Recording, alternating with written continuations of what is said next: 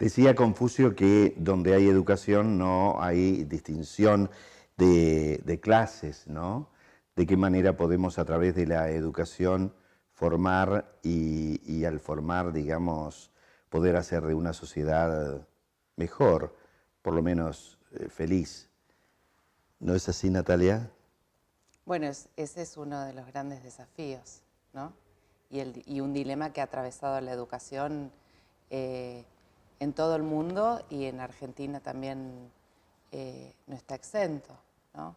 Cómo pensar, me parece que lo que referís es cómo pensar la igualdad como punto de partida y no como punto de llegada. Hay muchas teorizaciones o muchos debates acerca de la desigualdad educativa. Y en este sentido hay muchos que proponen invertir el análisis y decir, bueno, no tenemos que tender a la igualdad, sino partir desde el reconocimiento de que somos iguales, que en nuestras diferencias también está nuestra igualdad, y que todos podemos hablar, decir, pensar, todos tenemos algo para dar. Y me parece que ese es un gran punto para pensar y repensar la escuela hoy, que desde hace ya algún tiempo bueno, viene atravesada por un montón de dilemas, de tensiones, muchas históricas, ¿no? Desde la Constitución, vamos a hablar del sistema educativo argentino en particular, pero desde hace unas décadas a esta parte, las transformaciones sociales, políticas, culturales, en la escuela se han expresado con gran fuerza.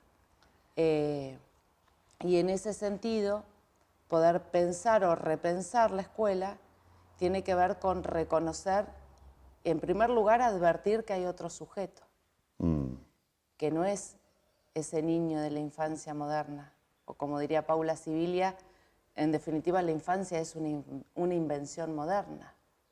Entonces, ¿qué hay hoy? Y me parece que esos son los debates y reflexiones que como país y como sociedad tenemos que tomarnos el tiempo para darnos, porque me parece que cuando pensamos o cuando debatimos sobre lo educativo y fundamentalmente lo escolar, porque no es lo mismo, ¿no? Hay que advertir también esta distinción, lo hacemos desde una mirada nostálgica de la escuela, ¿no? Lo que la escuela debería haber sido y no es, pero en realidad no miramos lo que la escuela es y está haciendo. Te hago esta pregunta en este momento. Pienso, instrucción y educación no es lo mismo, ¿no? Pero, ¿y educación y cultura? Bueno, en realidad hay distinciones de tipo más técnico si uno quiere hilar fino, ¿no? Con la Si cultura es todo educación. lo que hace el hombre, Sí. ¿qué es educación? Bueno, ambas se relacionan. En lo educativo se expresa lo cultural y lo cultural se nutre de lo educativo, ¿sí? Como procesos. Si entendemos a ambos como procesos sociales y no como técnicas, ¿no? Si no entendemos a la educación como una mera técnica de transmisión, sino realmente como un proceso de construcción del ser. Y el ser se construye en una cultura. Y lo cultural se expresa en lo educativo, ¿sí? Digamos, dos caras de una misma moneda, podríamos pensarlo. La educación comienza por casa, ¿no? Bueno, justamente por esta mirada desde lo instrucción relacionado con la mera transmisión de conocimientos aplicables, útiles, etcétera, ¿no? Y la educación más como un proceso que tiene que ver con los valores, los vínculos, las relaciones, etcétera. Ahora, lo escolar, ¿no? Me parece interesante poder marcar la distinción entre lo educativo y lo escolar, porque lo escolar es una forma que adquiere, ¿no? Y como en el siglo XIX se fueron constituyendo, en el caso argentino anterior, ¿no? La escuela tiene una historia anterior, pero la escuela como institución que iba a permitir formar ese sujeto único, homogéneo, porque teníamos que construir una nación, bueno, pensar esa institución hoy tiene que ver con, esa escuela fue pensada para la transmisión de generación en generación, ¿no? Bueno, hoy tenemos que replantearnos para qué la escuela.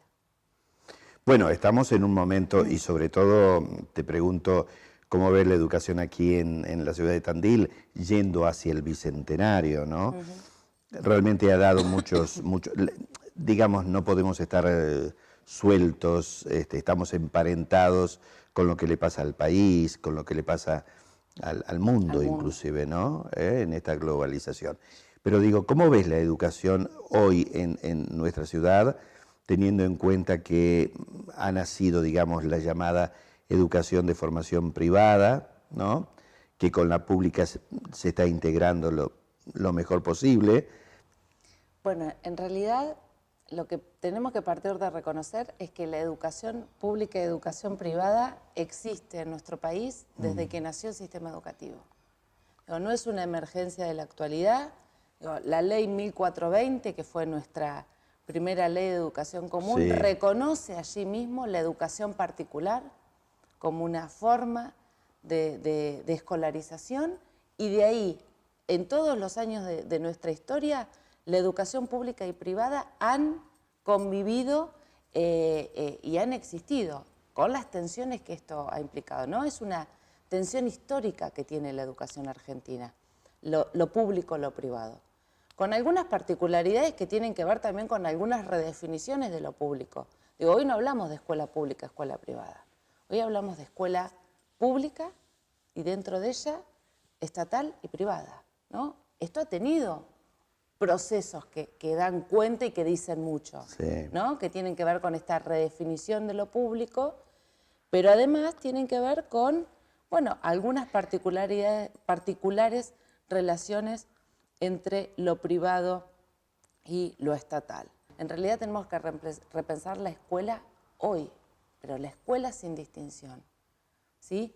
Porque esos chicos... Ese es el gran rol, digamos. Es el gran desafío. De los educandos, ¿no? Y del Estado, diría yo. Exactamente, y de toda la sociedad. De toda la sociedad. Porque pensar la educación es pensarnos como sociedad. Claro. Si realmente no pensamos, esto que yo te digo, bueno, ¿para qué la escuela? ¿No? Poder debatir acerca de eso. Cada uno tendrá su posición, digo, no hay verdades únicas. Absolutas. Ni hay definiciones.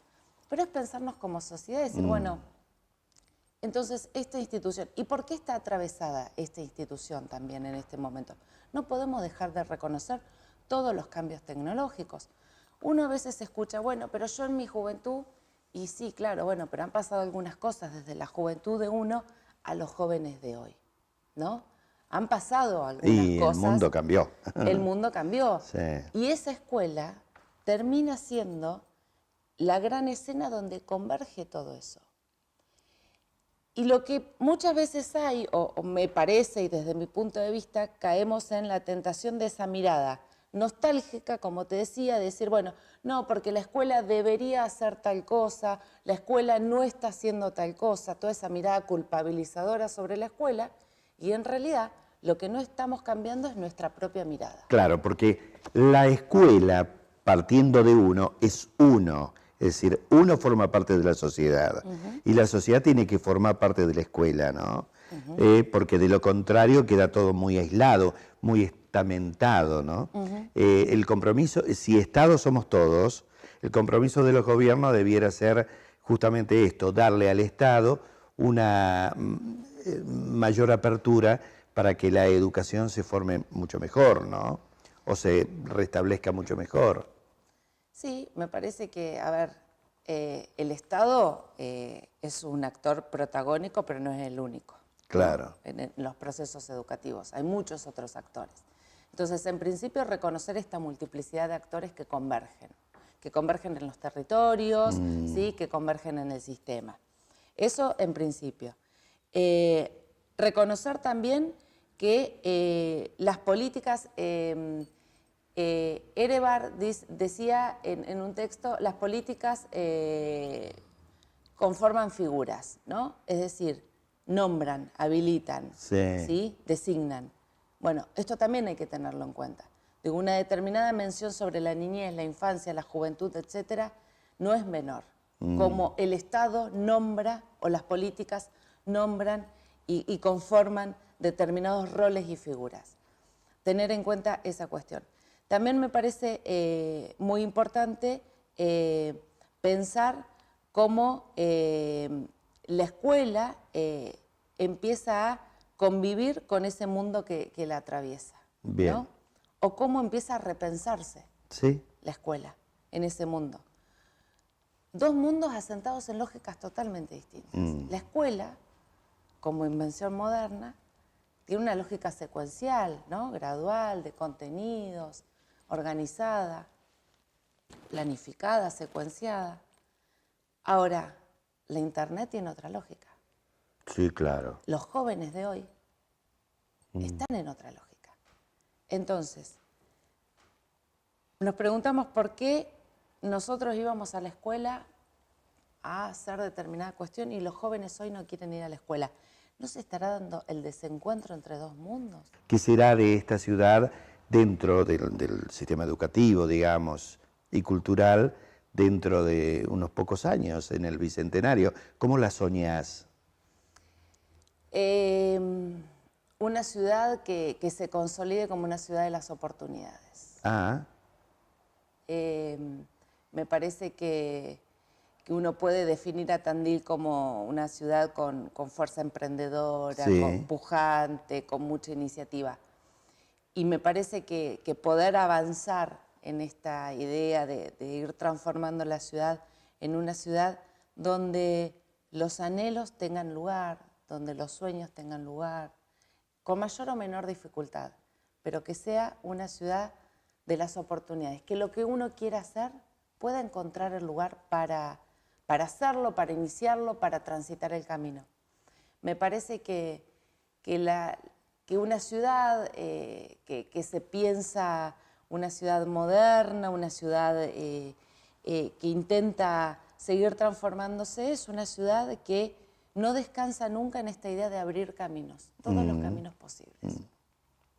Y que las imposibilidades sean cada vez más posibilidades. Y que podamos ver en todas las instituciones más que lo que no hacen, lo que hacen, lo que son, lo que están siendo. y personalmente, ¿cuál es tu sueño? Bueno, mi sueño tiene que ver con mis sueños, ¿no? Porque la verdad que tengo muchos y me propongo tener muchos. Mira, yo empecé a participar en política porque siempre dije, bueno, si uno no se compromete o no está, es ¿qué ha dejado uno, qué ha dado uno, ¿no? Desde su lugar de ciudadano, de vecino, de estudiante, de joven en su momento. Y mi sueño es hacer todo lo que pueda y que esté a mi alcance para que mis hijos, los hijos de todos, estén en una sociedad cada vez más comprensiva, más reflexiva, más solidaria. La consideración del otro tiene que ser un valor desde el poder otorgar la palabra al otro, ¿no? El otro tiene algo para decirme. No hay gente que sabe y gente que no sabe. Todos Sí, tenemos claro. algo para decir. Claro, claro. Hoy hay un gran riesgo, que es la consideración del otro de si me acepta o no me acepta. Y esto es un tema que está atravesando a los jóvenes fuertemente. Todo está afuera, ¿no? Todo lo tenemos que visibilizar. Las redes sociales juegan un rol fundamental en esto. Entonces, todo está afuera. Entonces, según cuántos me gusta, cuántos seguidores, hay una... Soy en función de lo que el otro me está valorando que soy. Y ahí hay un gran riesgo. Es un peligro eso, ¿no? Es un peligro, tiene mucha potencialidad. Sí, pero... Y en esto la educación tiene que claro, tomarlo, claro. ¿no? Y ver cómo trabajamos con eso. Porque esos son los jóvenes que hoy están en las escuelas. Sí, claro. Digo, si nosotros queremos ver qué pasa en una escuela, sí, el inspector va a tener para decir, el directivo, el docente. Ahora son los chicos los que más nos van a decir de lo que está pasando, porque son los que más expresan lo cultural ahí. Todos esos vínculos, esas relaciones que se dan fuera de la escuela, como te decía, convergen de alguna manera en esa gran escena que es lo escolar.